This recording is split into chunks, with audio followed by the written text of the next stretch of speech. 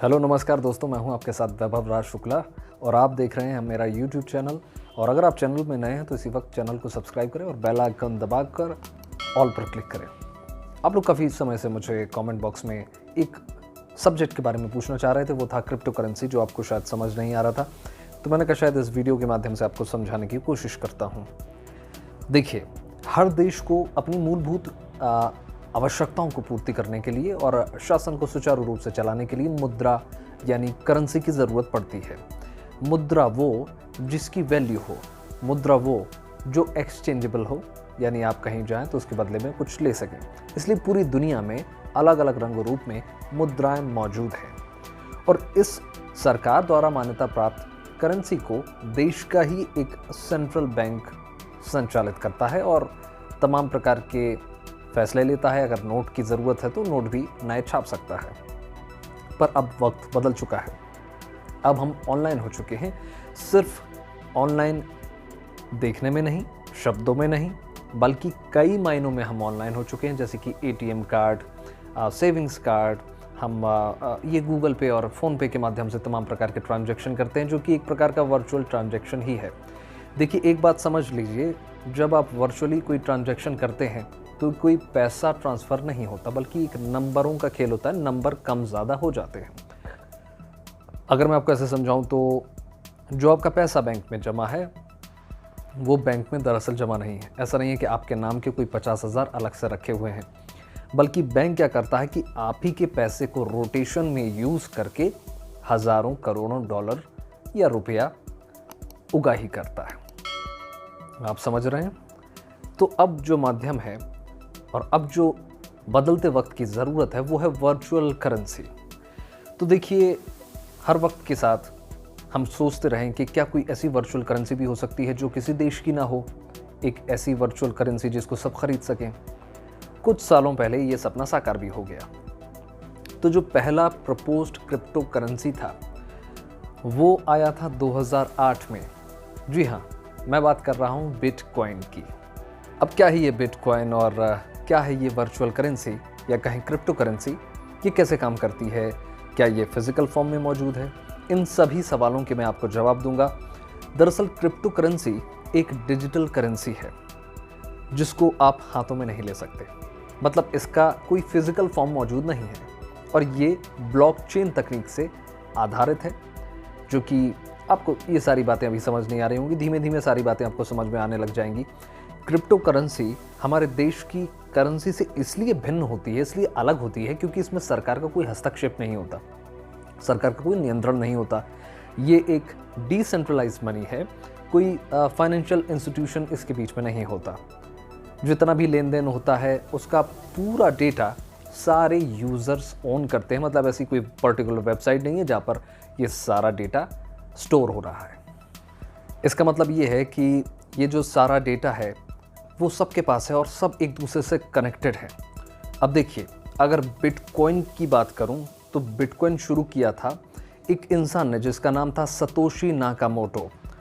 अब भाई ये कोई रियल नेम है या कोई सूडो नेम है, ये किसी को नहीं पता। ये आप 4-5 लोगों का एक ग्रुप का नाम है, कोई नहीं जानता। बस अगर आप गूगल भी करेंगे तो एक ही नाम आएगा, सतोशी नाकामोटो। बहरहाल, हम मुद्दे में लौटते हैं। आप सोच रहे होंगे कि इसको हैक क्यों नहीं किया जा सकता? तो जवाब है लगभग नामुमकिन है, क्योंकि भले ही इसमें लेन देन सार्वजनिक हो, पर दोनों ही जो पार्टियां होती हैं, मतलब अगर ए ने बी को भेजा है तो ए और बी दोनों की गोपनीयता जो है वो सुरक्षित होती है, यानी टोटल कॉन्फिडेंशियल। और इस डिजिटल डॉक्यूमेंट में जब आप ट्रांजैक्शन कर रहे होते हैं तो उसका एक लेजर होता है, यानी कि बही खाता होता है, जिसमें ये सारे ट्रांजैक्शन का डेटा सीमित होता है, उसमें निहित होता है, जिसको हम क्रिएट करते हैं। यानी एक समय में अगर हज़ारों लोग ट्रांजैक्शन कर रहे हैं तो वो सारा डेटा हमको नज़र आता है। यानी एक समय में हज़ारों डेटा एक्सचेंज हो रहा होता है, जनरेट हो रहा होता है, जो कि पूरा का पूरा इनक्रिप्टेड फॉर्म में होता है। अब आप कहेंगे इनक्रिप्टेड क्या होता है? देखिए, इनक्रिप्टेड को समझने के लिए आपको समझना होगा क्रिप्टोग्राफी क्या होता है। देखिए, क्रिप्टोग्राफी को कहा गया है कि क्रिप्टोग्राफी है the art of writing and solving codes. वही कोड्स जो आईटी इंजीनियर्स यूज़ करते हैं। अगर देशी भाषा में कहा जाए तो आप ऐसे समझ सकते हैं कि अगर आपने वो फिल्म देखी होगी राजी, जो कि आलिया भट्ट की फिल्म थी, उसमें इंडियन स्पाई के रूप में ये काम करती हैं और पाकिस्तान जाकर वो टिक टिक टिक टिक टिक टिक से इंडिया में कोड भेजती हैं और वो उसको डिकोड करते हैं, मतलब डिक्रिप्ट करते हैं उस फाइल को, और समझ में आ जाता है उन्हें कि वो क्या संदेश देना चाहती हैं। कुछ ऐसा ही इनक्रिप्टेड फॉर्म को आप समझ सकते हैं। देखिए, ये एक, जैसे कि मैंने बताया कि जब आप ट्रांजैक्शन कर रहे होते हैं तो एक लेजर होता है जो सारे डेटा का यूज़र ओन करता है। पीयर टू पीयर ये करेंसी है।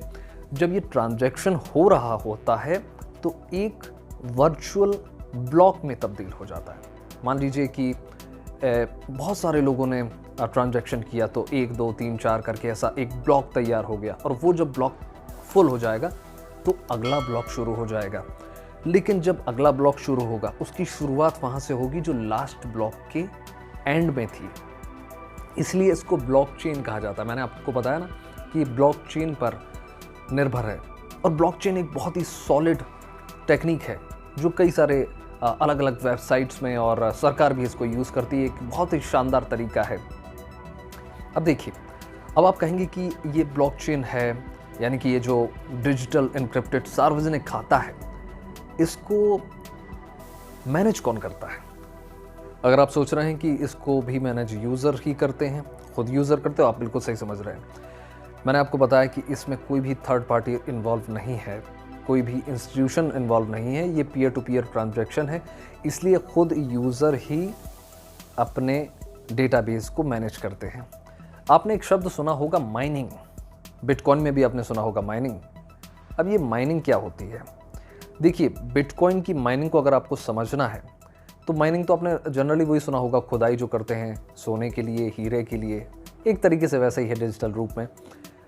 ऐसा है कि ये जो माइनर्स हैं ये ही पूरा डेटा एक तरीके से मेंटेन करते हैं, और इसकी जो गोपनीयता है, इसका जो एक मजबूती है वो बना कर रखते हैं। अब आप कहेंगे कि ये माइनर्स फ्री में लेजर को हेल्प क्यों करते हैं? फ्री में भाई सब कोई किसी की हेल्प नहीं करता, इनको ये हेल्प करने के पैसे मिलते हैं, रिवॉर्ड मिलता है। पैसे क्या, इनको बिटकॉइन ही मिलता है, एक बहुत छोटा बिटकॉइन का पार्ट। बिटकॉइन को कई हिस्सों में तोड़ा जा सकता है, जिसको शायद रुपयों और डॉलर में नहीं तोड़ा जा सकता। मतलब आप बिटकॉइन का एक बहुत ही छोटा सा पार्ट भी खरीद सकते हैं। अब ये माइनर्स कैसे काम करते हैं आप सोच रहे होंगे। देखिए, 2 तरह की माइनिंग होती है, पहला सोलो और दूसरा ग्रुप। सोलो माइनिंग के लिए आपका जो कंप्यूटर है वो बहुत ही ज़्यादा शक्तिशाली होना चाहिए, मतलब सीपीयू से भी काम नहीं बनेगा, आपको शायद जीपीयू की ज़रूरत पड़े या कोई हाइब्रिड सुपर कंप्यूटर की ज़रूरत पड़े। जबकि ग्रुप माइनिंग में क्या होता है कि अलग अलग बहुत सारे कंप्यूटर एक पूल बनाकर लेजर को मदद करते हैं, उसकी बैकबोन का काम करते हैं। ऐसा इसलिए होता है क्योंकि ये जो ब्लॉकचेन की प्रोसेस है, इसमें हज़ारों मैथमेटिकल प्रॉब्लम जो हैं वो सॉल्व करने होते हैं पर सेकेंड्स, जो हम और एक नॉर्मल कंप्यूटर के बस की बात तो बिल्कुल भी नहीं है। इसलिए ये जो टेक्निक है ये अभेद है, ये बहुत मुश्किल है, और इसको भेदना लगभग नामुमकिन है। अब आप कहेंगे कि करेंसी को ख़रीदें कैसे? देखिए, बिटकॉइन को ख़रीदने के लिए बहुत ज़्यादा आपको मेहनत नहीं करना है, आपको बस कुछ पैसे देना है जितनी उसकी वैल्यू है, और आप उसको ख़रीद सकते हैं, या फिर आप माइनिंग करके ख़रीद सकते हैं। लेकिन ये सब इतना आसान नहीं है। ऑब्वियसली इस डील में बहुत फ़ायदा है, इसलिए हज़ारों करोड़ों लोग इन्वेस्ट कर रहे हैं, और हर देश में ये लगभग पहुंच रहा है। क्योंकि आप सोचिए कि कुछ सालों पहले जो बिटकॉइन की वैल्यू 1 रुपये थी, अब वो लाखों रुपए में है। मतलब अगर आपने हज़ारों रुपए के बिटकॉइन खरीदे होते तो आज आप अरबपति होते।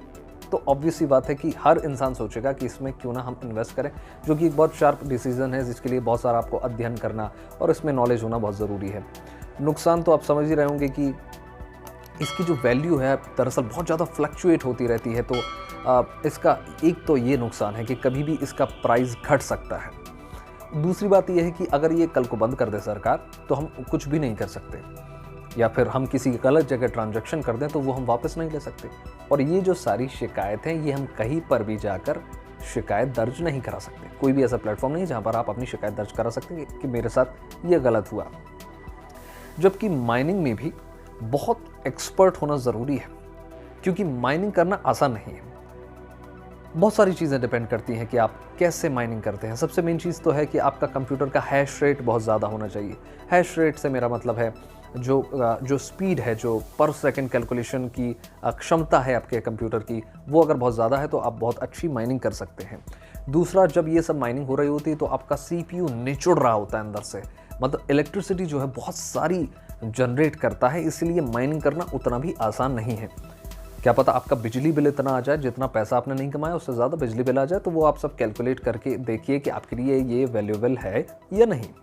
अब देखिए, सरकारों के लिए भी ये जो क्रिप्टो करेंसी है ये एक सरदर्द है, क्योंकि ये एक ऐसी पैरेलल करेंसी है जिसमें सरकार का कोई हस्तक्षेप नहीं है, कोई इंटरवीन नहीं है, कोई किसी भी प्रकार की कोई इसमें मिडिल मैन नहीं है, इंस्टीट्यूशन नहीं है। तो क्या करेंगे सरकार भी सोचती होगी कि कैसे इसमें सेंध लगाई जा सकती है। उसमें कोई GST भी नहीं लगा सकती सरकार। जाहिर सी बात है, जब सरकार के नियंत्रण में नहीं है तो कोई GST या किसी प्रकार का टैक्स नहीं लगा सकती है।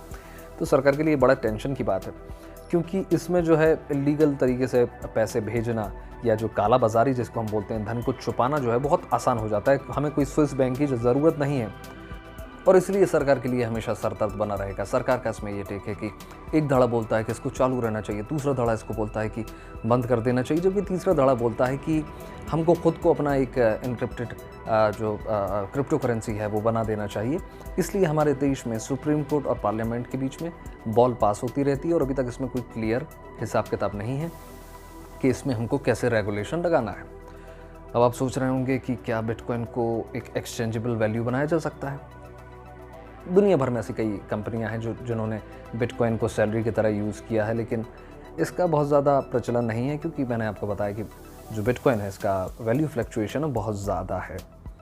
और एक और मैं आपको अंतर बता दूं जाते जाते कि हमारा जो RBI है या कोई सेंट्रल बैंक है किसी भी देश का, वो कई सारे नोट्स छाप सकता है, लेकिन जो बिटकॉइन है वो सिर्फ 21 मिलियन है, जिसमें से काफ़ी कुछ हम माइन कर चुके हैं और काफ़ी कुछ माइन करना बाकी है, जिसको माइन करने में हमको शायद 50-100 साल लग जाए।